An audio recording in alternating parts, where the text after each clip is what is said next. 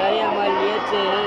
حدیث نمبر 2 حق المسلم صورت السلام و عیادت المریض و اتباع الجنائز و اجابت الدعوت و تشمیت القاطس۔ مسلمان کے مسلمان پر پاک رکھے۔ نمبر 1 سلام کا جواب دینا، نمبر 2 مریض کی رات پوری کرنا، نمبر 3 جنازے کے ساتھ جانا، نمبر 4 اس کی دعوت قبول کرنا، نمبر 5 چیخ کا جواب لا یرحم اللہ کے کر دینا۔ حدیث نمبر 3 لا یرحم اللہ من لا یرحم الناس، اللہ تعالیٰ اس شخص پر رحم نہیں کرتا جو لوگوں پر رحم نہ کرے۔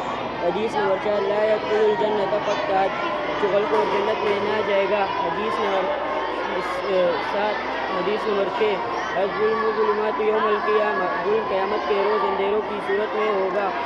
حدیث نمبر 7 ما اسفل من الکعبین من الازار فی النار، ٹخنوں کا جو حصہ پاجامے کے نیچے رہے گا وہ جہنم میں جائے گا۔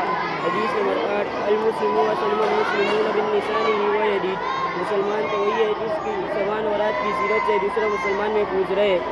حدیث نمبر 9 من یحرم الرفق یحرم الخیر کلہ، جو شخص نرم عادت سے محروم رہا وہ ساری بلائی میں محروم رہا۔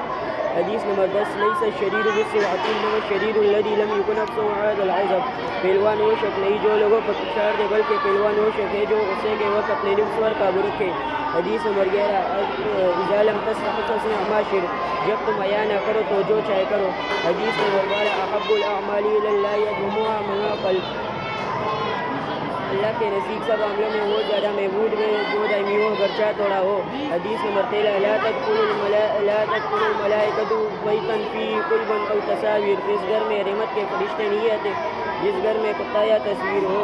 حدیث نمبر 14 ان من احبکم الی احسنکم اخلاقا، تم میں سے وہ شخص میرے نزدیک زیادہ محبوب ہے جو زیادہ اخلاقی ہو۔